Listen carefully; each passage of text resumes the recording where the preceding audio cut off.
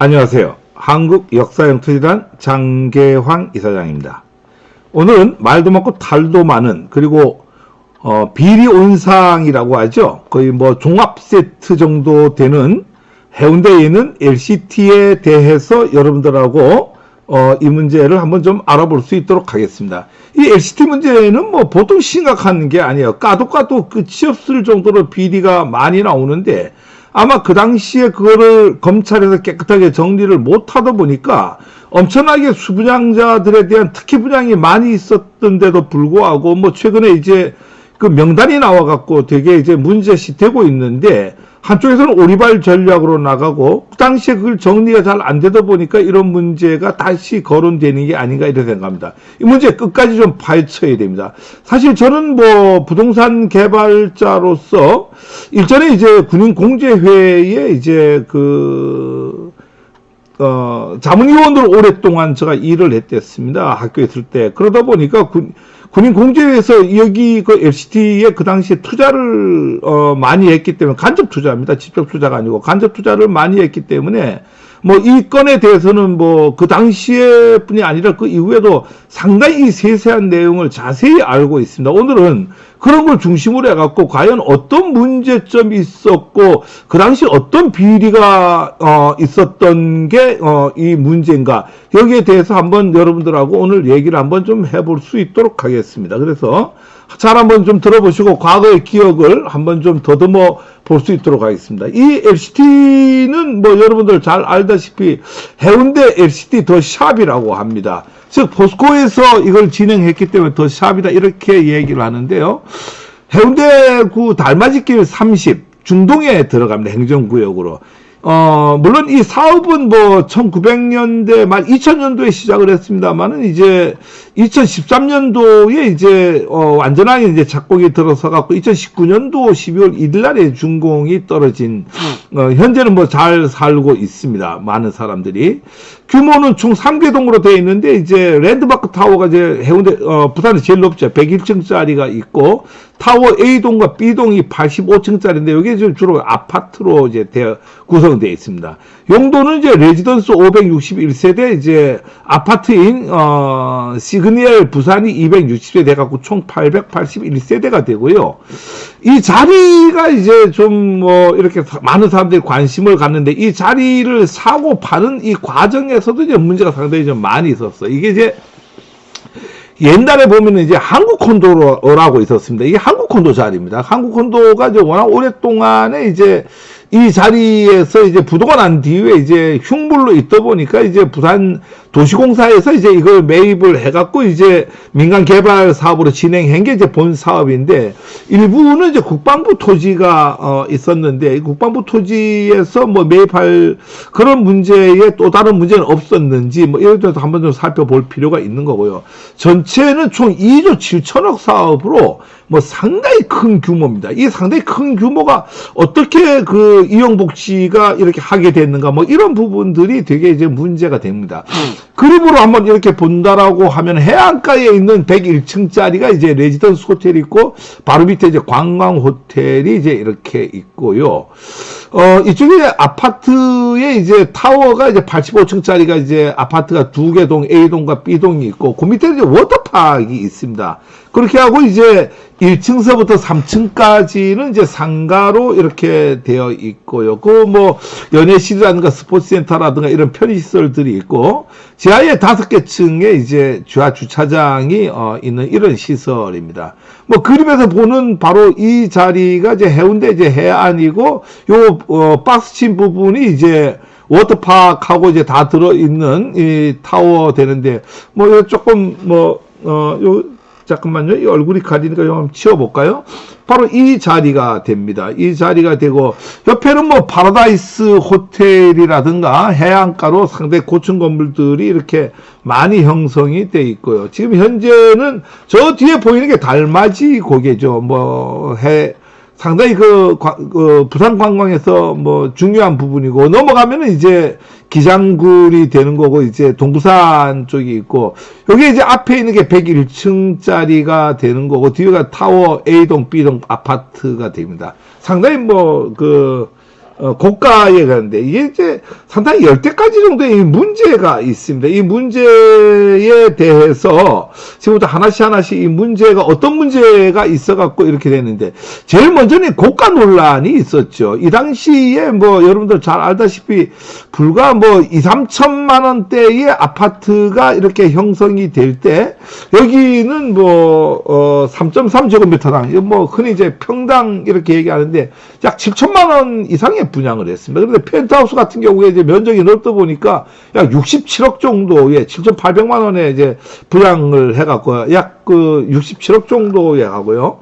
뭐 A타입이 뭐 제일 작은 건데 그게 11억 9천에서 거의 12억에서 18억 정도, B타입이 12억 5천에서 20억, C타입이 15억에서 23억, 그리고 펜트하우스는 아까 얘기했던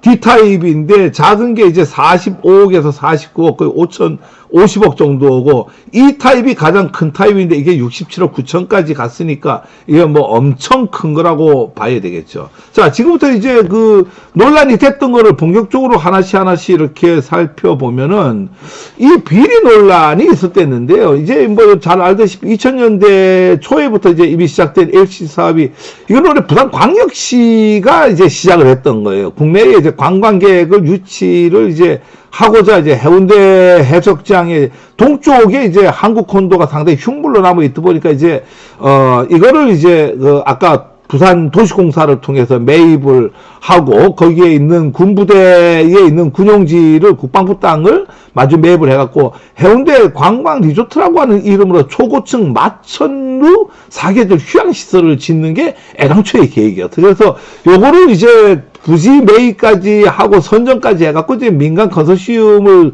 통해서 이제 이 사업을 하려고 했댔는데 여기서 이제 비리의 논란이 됐던 게 이제 수익성을 높이기 위해서 용도를 변경을 했어요. 즉 해운대 해수욕장 앞에는 아파트를 질 수가 없습니다. 즉 주거시설을 질 수 없는데 그러다 보니까 누구나 이거를 뭐 고층으로 지어야지 답이 나오는데 고층으로 짓게 되면은 전부 그걸 상가로 하게 되면은 상가는 사실에 뭐 이렇게 분양가는 비싸지만은 뭐 그 많은 상가를 뭘로 더 채우겠습니까? 그러니까 분양이 안 됩니다. 그러다 보니까 사업성이 없는 걸로 판단을 해갖고 사람들이 못 덤볐는데 이걸 이제 이용복이라고 하는 분이 이제 용도 변경을 해갖고 부산시가 이제 어떤 뭐 특혜죠. 그러니까 이게 정당성을 부여하고 싶으면 부여할 수 없어요. 애당초에 이 자리는 아파트를 못 짓는 자리예요. 이걸 이제 용도 변경을 과감하게 부산시에서 해준 겁니다.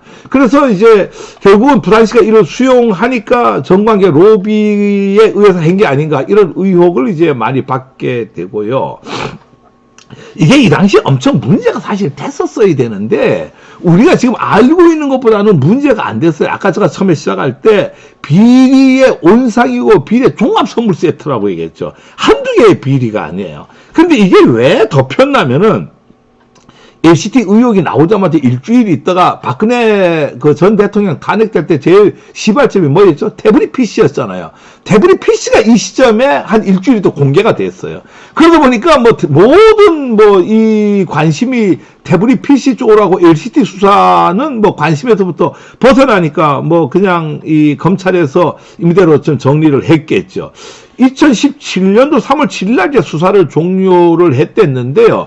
각 정당 국회에서 뭐 난리가 났어요. 이거 뭐 특검을 해야 된다. 이런데 문제는 자유한국당이나 그 당시 민주당이나 다 특검을 해야 된다라고 말로는 난리를 치면서 어느 당도 특검안을 제출을 안 합니다. 그러니까 그다지 뭐 많은 사람들이 생각하기로 이 세 개 당 다 연루가 된 게 아닌가. 정의당이고 자유한국당이고 뭐 크게 돈을 받느냐 적게 받느냐의 문제지 어떻게 특검을 하자라고 정치적 액션은 다 취하면서 그 누구도 특검안을 제출을 하지 않아서 특검이 안 이루어집니다. 그러니까 검찰에서 북치고 장구치고 칼질을 하는 대로 그냥 마감이 되고 말았다라고 하는 부분이에요. 그래서 이 문제를 이제 우리가 좀 더 자세히 보기 위해서 먼저 이영복 회장이 어떤 분인가를 좀 잘 알아야 되겠죠.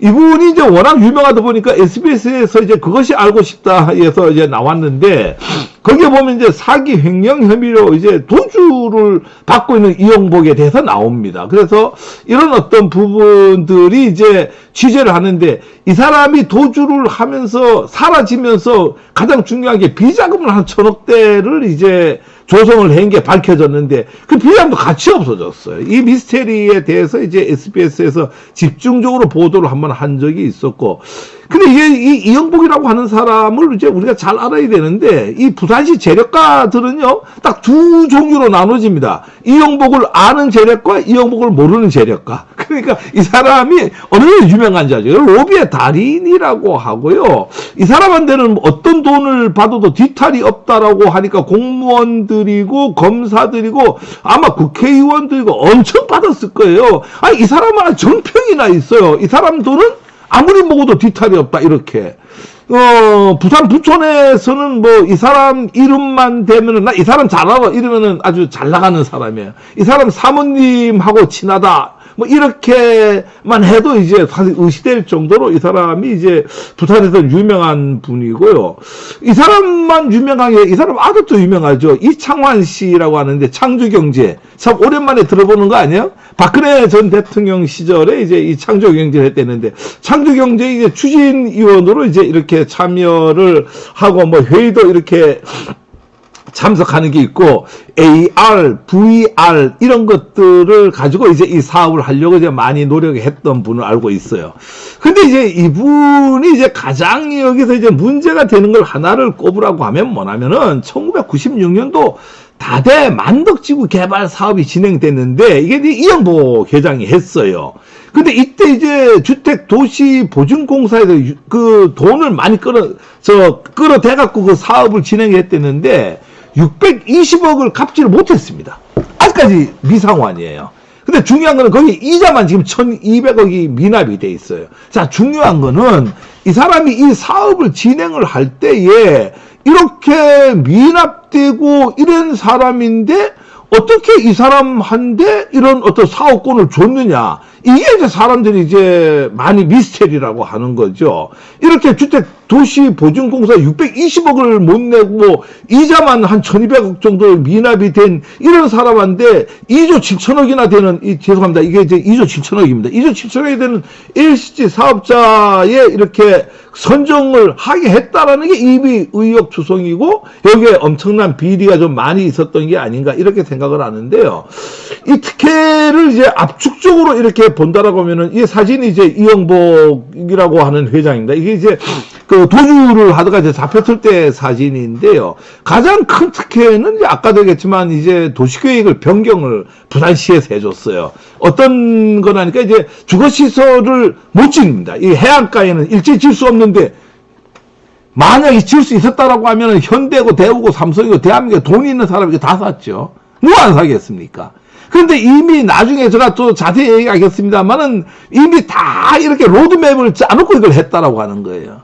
근데 이제 누구든지 거기다 아파트를 짓는다라고 하면은 대한민국 사람들이 다 덤벼들고 다 덤벼들면 어떻게 됐겠어요? 상당히 부지가 고가에 매입이 됐겠죠. 그 당시에 매각을 할 때는 부산도시공사에서 아파트를 못 지니까 사업성이 안 나오니까 저가에 이렇게 팔아버렸다라고 하는 거예요. 그러니까 부산도시공사에서는 부지를 저가에 매입하도록 만들어주고요. 그 다음에 이제 가장 아까 제가 문제가 됐다라고 하는 민간 사업자를 선정을 했는데 이분이 이제 사업을 망하다 보니까 이 당시에는 페이퍼 컴퍼니였어요. 페이퍼 컴퍼니는 뭐라니까 실제 회사는 존재하지 않고 등기만 이렇게 내놓은 거죠. 남의 어떤 사무실 하나 그냥 얻어갖고 거기다가 이제 주소를 두고 법인만 만드는 거를 이제 활동이 없는 걸 페이퍼 컴퍼니라고 하는데 이거를 매입을 할 때 페이퍼 컴퍼니로 매입을 했다라고 하는 거예요. 그러면은 부산도시공사에서는 이거를 적어도 2조 7천억 정도 사업을 한다라고 하면 어떻게 해야 되겠어요? 엄청난 뭐라고 해야 되겠어요? 이거 검사를 해야 되잖아요. 과연 이 사람이 이 사업을 진행할 수 있는 정도의 능력이 있는가 없는가. 뭐 이런 것도 없는데 페이퍼 컴퍼니를 갖고 있는 사람을 선정을 했다라고 하는 것은 이미 더 짜고 친 고스톱이 아니나 이렇게 의심을 받을 수밖에 없다라고 하는 부분이에요. 세 번째로는 해운대 구에도 엄청난 비리, 꼭 비리라기보다도 의혹이죠. 이게 어느 정도 의혹이냐면요. 사업을 하면서 제일 어려운 게 환경영향평가입니다. 일정 규모 이상의. 근데 이 환경영향평가를 면제해줬어요. 그리고 교통영향평가를 한 번만 실시하고 다 그냥 이렇게 넘어갔다라고 하는 거예요. 이 얘기가 무슨 얘기라니까, 환경영향평가를 제대로 받는다라고 하는 것은 두 가지 문제. 사업이 되게 어렵게 기간이 길어지거나 사업이 축소가 되게끔 돼 있어요. 일반적으로 환경영향평가를 받다 보면은, 즉, 거기서 나오는 오폐수 문제라든가 이런 것들을 처리를 할 수 있는 어떤 능력을 만들거나 이런 걸 검증을 다 해야 되는데, 그래서 시간이 얼마나 오래 걸리겠어요. 환경영향 평가 받는 데만 이 당시에는 무슨 1년이 걸렸어요. 근데 이거를 해운대 구에서요 면제를 해줬어요. 말이 안 되는 얘기죠. 그러면 이 지금 적정 규모냐라고 하는 이 관점은 환경 영향 평가에 의해서 좌지우지가 많이 되거든요. 오폐수 처리 능력이었으면 층수를 규모를 줄여야 되잖아요. 예를 들어서. 그런데 이제 그런 개념 없이 이제 이게 됐다라고 하는 이런 어떤 부분들이 특혜가 될 수밖에 없고, 뒤에서 또 자세히 얘기하겠습니다만은 이제 법무부에서 이제 부동산 투자 이민제를 지정을 했다라고 하는 거예요.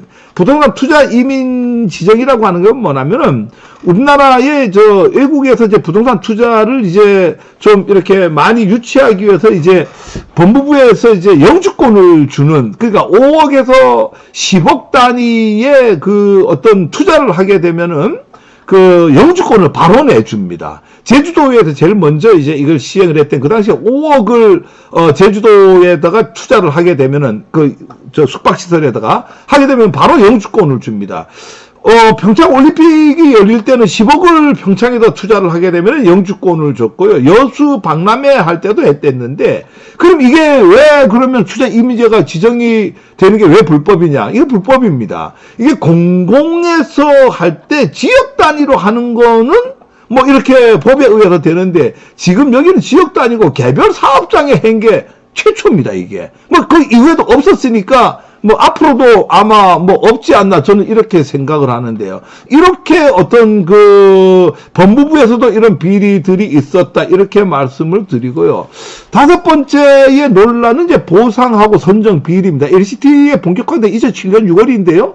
부산도시공사가 사업 부지 전체를 매입을 합니다. 매입을 해갖고 이제 민간 사업자한테 이걸 넘기는, 이렇게 컨소시엄을 형성해갖고 가는 이런 방식인데요. 그러다 보니까 이제 부산도시공사에서는 이제 아까 얘기했던 국방부 땅하고 한국콘도 땅을 매입을 합니다. 근데 문제가 되는 것은 부지가 상당히 확대가 됩니다. 근데 이 확대가 결정되기 전에 이미 벌써 이영복 회장은 페이퍼 컴퍼니하고 지인들을 통해서 추가 편입될 부지를 다 건물하고 이걸 매입을 했다라고 하는 거예요. 지인들을 통해서. 그 이후에 이제 그거를 이제 다시 도시공사가 비싼 가격에 매입을 하고 그걸 이제 전체를 받는 이런 형태인데, 이게 어떤 문제냐면은 이미 로드맵이 있었다라고 하는 거죠. 그러니까 이영복 회장하고 부산도시공사하고 이거는 내가 먼저 매입을 해놓을 테니까 매입된 거를 내가 이제 나중에 다시 매입을 하고 그걸 갖고 전체 사업 부지로 하자, 이런 로드맵을 만들어 놓고 했다라고 이런 게 의심을 할 수밖에 없는 거예요. 그래서 보상금하고 선정 비리에도 이제 문제가 있는 거고, 여섯 번째 이제 논란은 이제 이 당시에 이제 한 1,000억대 정도의 이제 비자금이 만들어졌다, 이렇게 하는데, 포스코에서 이제 건설을 시공사로 선정이 돼야 합니다. 여기에 이제 대주단이 16개의 금융기관이 대주단이 만들어져 갖고 총 1조 7,800원이 대출이 됩니다. 그 당시에 이제 군인공제회는 이제 간접 투자를 이제 하게 되고요. 여기서 이제 LCT 자금 담당이 이제 한 520억 정도의 비자금을 조성을 하고 설계 사무소를 통해서 약 125억 정도 비자금을 또 조성을 했어요. 이 둘 다 지금 감옥에 이제 그 당시 구속이 돼 있죠. 이런 비자금 문제가 또 되고, 가장 논란이 큰 게 바로 이제 이 인허가의 특혜입니다. 아까도 얘기했듯이 2009년 이 당시에는요, 해운대 LCT 부지는요, 고층 건물이나 주거시설 다 질 수 없어요. 고층 건물도 못 짓다. 101층 질 수가 없어요. 85층 질 수가 없습니다. 그 다음에 주거시설, 아파트 더더욱 짓지를 못합니다. 법적으로 딱 이렇게 안 되도록 되어 있었는데 그러다 보니까 이 사업성이 떨어지는 거죠. 거기다 전체 상가를 질 수는 없잖아요. 그러다 보니까 누구든 안 덤벼 들었는데 이걸 이제 이현복 회장이 이제 이거를 매입을 했다라고 하는 것은 이미 그 당시에 로드맵에 의해서 이제 이를 풀어주는 쪽에서 얘기가 되고 이게 진행이 된 게 아닌가 이렇게 합리적 의심을 할 수밖에 없어요. 그래서 2009년도에 이제 12월 달에 이제 돌연 이걸 이제 해제를 하죠. 그러니까 아파트도 지을 수 있게 풀어주고 또 이렇게 고층도 지을 수 있도록 만약에 처음부터 이렇게 해줬더라고 하면은 뭐 더 양질의 더 많은 사람들이 덤볐겠죠. 이 사업을 하기 위해서. 그러려면 부지값이 어떻게 되겠어요? 더 많이 올라갔겠죠. 부산시가 엄청 이익을 볼 수 있었는데 이거는 이제 사업성이 없기 때문에 누구도 안 갖고 가기 때문에 이제 이영복 회장이 갖고 간다고 아주 저렴한 가격에 줬다라고 하는 거죠. 이게 뭐 부산 시민들이 전부 들고 일어나야 될 이 문제들이에요. 그래서 부산시는 이제 당초에 이제 그 주거시설에 들어서 없는 곳은 경제성이 없다고 이제 시행사 말 듣고 도시계획과 사업계획 변경해주면서 이제 주거시설 허가를 해주고 층수 제한도 다 풀어주죠. 이런 혐의를 받는데 여기에 관련돼 갖고 담당 공무원들 감옥 가는 사람들 없습니다. 이게 뭐 그게 보통 문제가 아니에요. 예를 들어서 지금 뭐 서울 어디에다가 말입니다. 지금 집 못 짓는 데다가 저가 짜고 다 나중에 허가를 풀어주는 걸로 하고, 그걸 아주 저렴한 가격 공시가에 매입을 해갖고, 매입을 뭐 100원에 해갖고, 예를 들어서 거기다 집 질 수 있는 허가를 풀어준다면은 1000원이 아니라 10,000원짜리가 될 거 아니에요. 그런 개념이에요, 이게.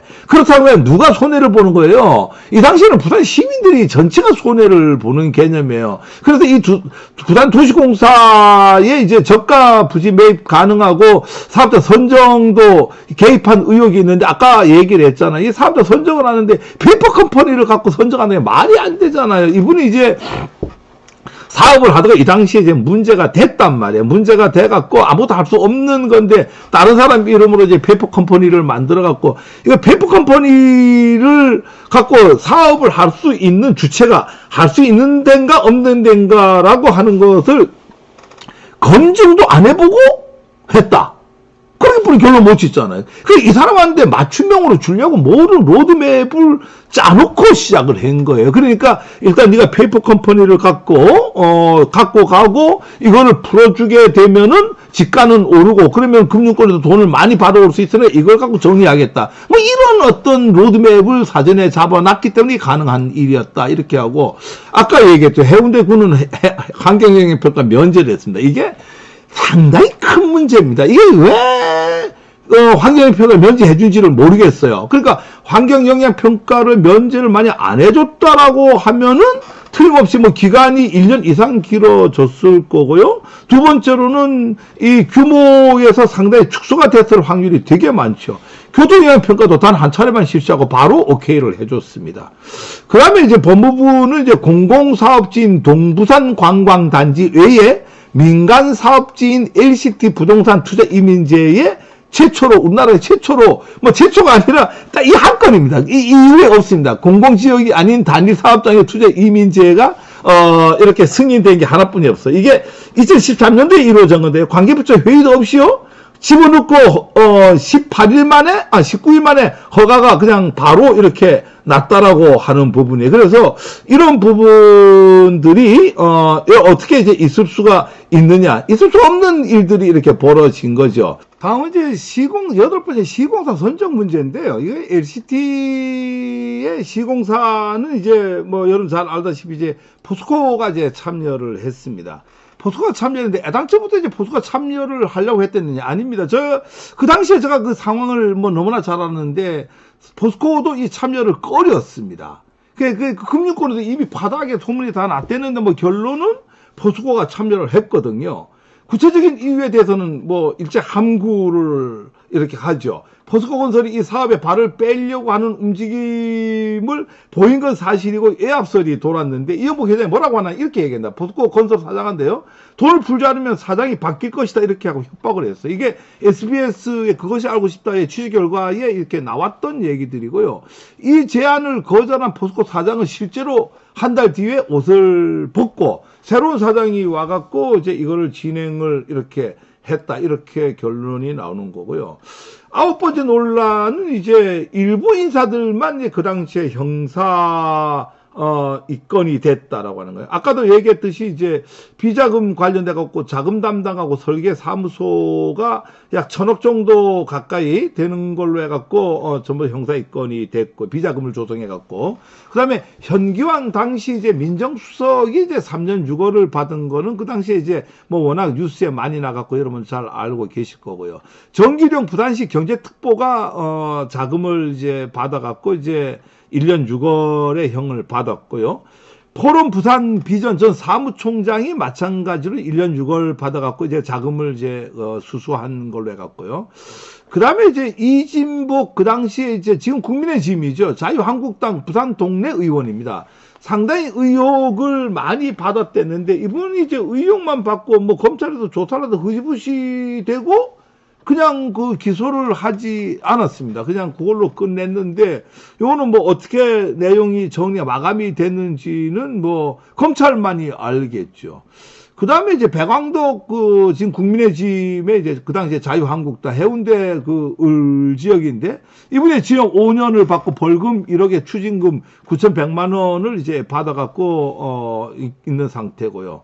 그 다음에 허남식 전 부시장도 이제 2017년도 1심에서 징역 3년을 받았습니다. 근데 2심에서 이제 무죄 판결을 받고 2018년도에 이제 대법원에서 최종적으로 이제 무죄 확정이 돼 있는 상태고요. 그 이후에 이영복이 이제 회장이 징역 6년에 이제 대법원 확정이 돼갖고 지금 형을 살고 있는데 많은 사람들이 그 정도 비자금 축적을 하고 엄청난 비리를 저지르고 뭐 6년 정도 살다가 나와갖고 다시 재벌로 뚱뚱하게 살면은 나도 그 길 택하겠다 이런 어떤 우스갯소리들이 많이 있을 정도입니다.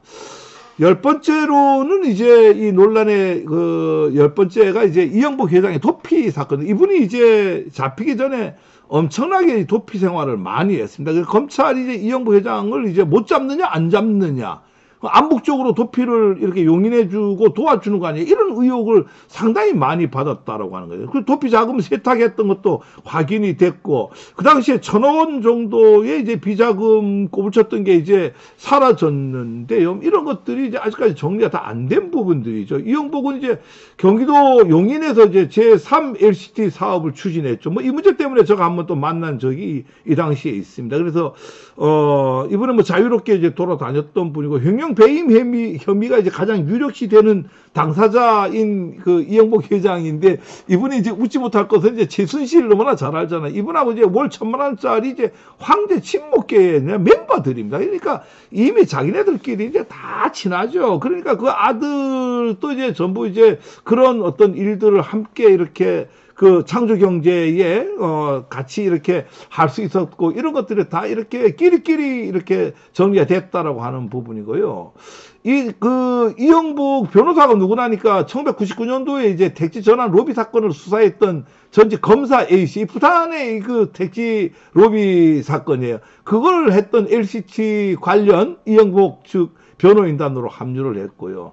그 당시에 또 다른 담당 검사가 B씨는 이제 LCT 대표이사로 취임을 했고요. 그래, 대표이사 끝난 뒤에 이제 이분은 다시 또 변호인단으로 또 합류해갖고 늘 논란이 이렇게 일었죠.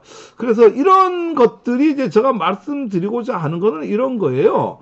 이게 지금 뭐, 이런 부분들이 제가, 오래돼갖고 잊어버릴까봐 한번 리마인드 한번 이렇게 리뷰를 한번 해봤는데, 이건 아까 처음에 얘기했듯이 종합 선물 세트 정도로 이제 비례 온상입니다. 그래서 지금 뭐 많은 이제 현직 검사들, 지금 이제 그 분양의 그 특혜 수분양자의 명단에 이제 엄청나게 많은 사람들이 이제 이렇게 파악이 지금 되고 있는데 이 부분들이 이제 뭐 대부분 이제 뭐 그 당시 법원장이라든가 뭐 거기에 관련돼 있는 부산에 뭐 방국계나 낀다고 한 내놓으라고 한 사람 명단이 다 들어 있잖아요.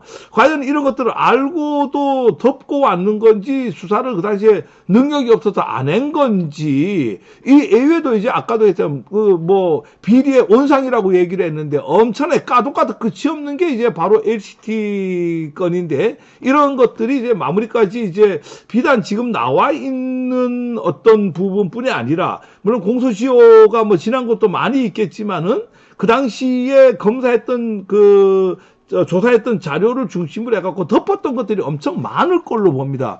이런 거를 바로 공수처로 갖고 가야 될 거 아닌가. 이게 공수처 사건입니다. 왜? 여기에 연관된 것들이 전부 뭐 법원장부터 시작해서 다 연루가 됐잖아요. 국회의원 여러 명까지도. 그거를 발본색원을 이번에 한번 해갖고 공수처가 뭐 하는 곳인가라고 하는 걸 제대로 보여주는 그런 게 됐으면 좋겠습니다. 이 사건 끝까지 우리가 지켜볼 것이고 국민들은 여론을 만들어야 됩니다. 그래서 공수처가 이걸 할 수 있도록 여론을 형성해 갖고 잘 갔으면 좋겠습니다. 이상 마치겠습니다. 감사합니다.